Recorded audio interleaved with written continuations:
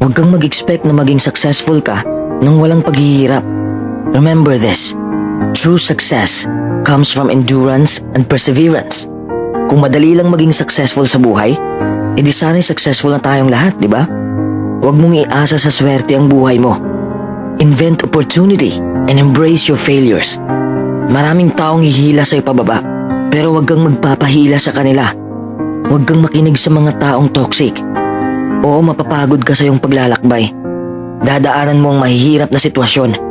Darating ka sa punto na mawawalan ka na ng ganang gawin ang passion mo at mabibigo ka.